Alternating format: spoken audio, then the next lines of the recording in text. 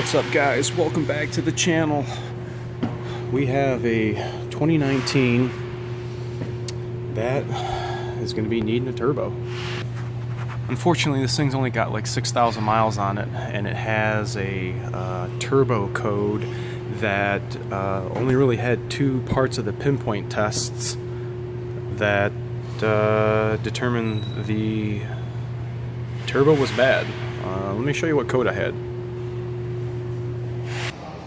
Alright, the DTC we had. Oh yeah, baby. P259F, turbocharger A boost control position with pinpoint test KA, and we're gonna answer yes because we had 259F present. We inspected all the intake system components and cat connections, no loose components or low fluids, so we're going to answer no. Going to go to KA3. Check the charge air cooler, air intake and exhaust systems for restrictions. I did not verify any restrictions or leaks from the intake. I installed our smoke tester that we can use to check for leaks and stuff, like in the evap system. So we're going to answer no on this one. We're working on Superduty, so we're going to all other. Check the Barrow, EBP, and map. They were all within a half a PSI of each other. We're going to answer yes. Click for details. Install new turbo. I'm not sure what failed in the, but all we need to know is that when we're replacing the turbo, something electronically inside has failed, whether it be with the VGT, the vanes. I haven't broke down a new turbo to check it out. This one's going to be going back to FOMOCO for review, I'm sure, because of the newness and the mileage that's on it. So we're going to go ahead and start draining our primary, start draining our secondary. You guys can check out my other vids down in the videos you see underneath this one on how to drain the coolant. We're going to go ahead and rip this intake off, rip the lower one off, take this pipe off, and yeah, pretty much get down to the turbo. So you guys have seen me take this out before. You guys again can look at the videos, my past ones, and see how to take the intakes off. But alright guys, so once you get all the bolts out around the intake, got two here, two back there, 12 milli here. Not all of them are 12 milli. Now it's going to be jiggling around. Now you just got to work it out. You guys, I'm an idiot. I totally forgot. On these newer model trucks, you gotta take the cowl off. No big deal, just took 5 minutes to take all the clips and everything out. But okay, let's try to get this intake off now.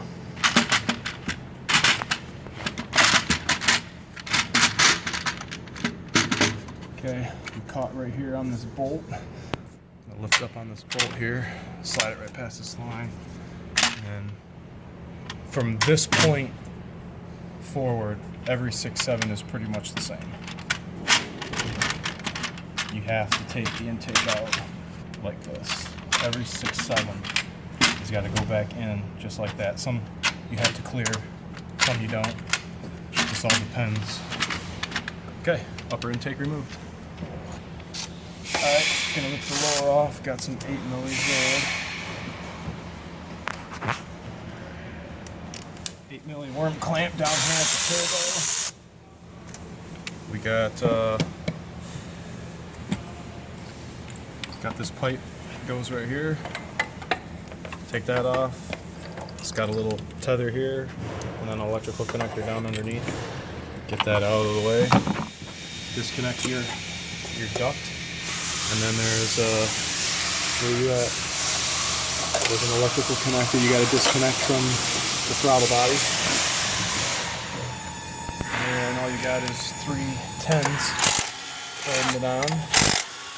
It's going to give you a little more room here because you got to get your CCV connection off. I'll show you guys how to do that. Okay, so intake's nice and loose, lower part. I'm gonna pull it off the turbo a little bit. Okay, so now you can see we have a CCV connection right here. I'm just gonna rotate this counterclockwise until I feel the clips release. Right. Okay, I'll roll back the other way. There we go. Just got to get it to where you can get these fingers off. And once you get that line off, then you can remove the lower intake. And there's our turbo.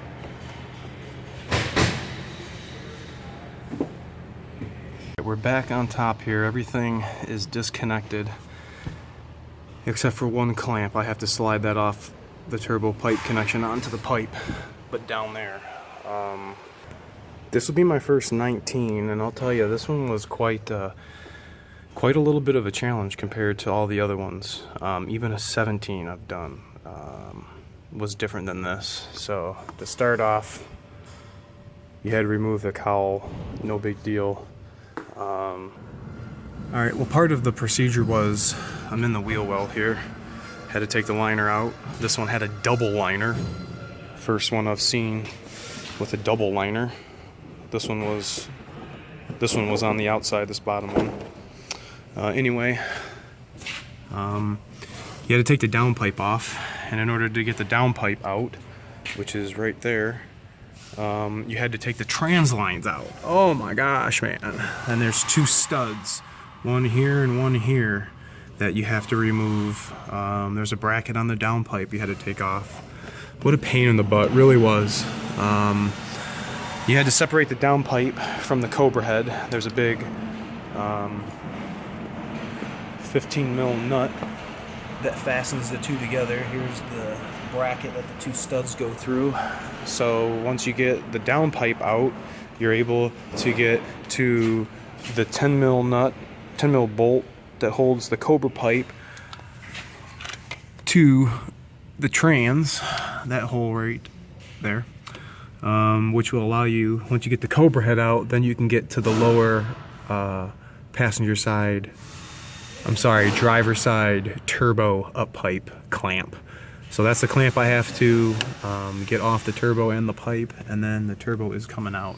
So if anybody's going to try to tackle this, know that you're most likely going to have this thing lifted, and you will have to remove the trans lines, or at least get them out of your way. But you can see I don't have a whole lot of room to work in here. So, all right, back up top.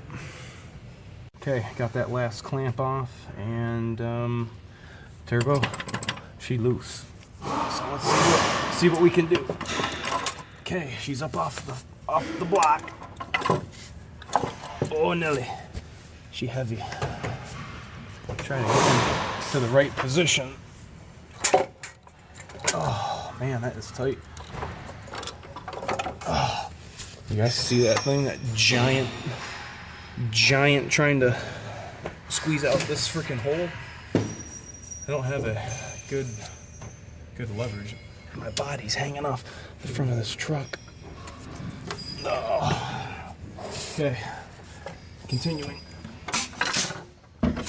Oh Lord. Okay, repositioning.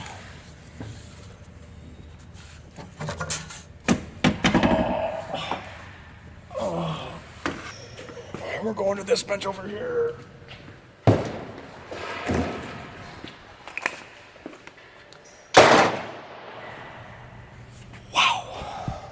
Big fucking turbo. Sounds fine, spins fine, there's no movement. Something inside here electrically failed. So I don't want to put you guys all through of reinstalling this thing back onto the vehicle. I have to learn myself, but I figured I'd give you a quick overview of what you have to remove, or what you kind of have to do to remove a turbo on a brand new Power Stroke. So, alright guys, tell me what you think about this in the comment section below, and if anybody's had to remove their turbo. And as always, thanks for watching. See you next Friday.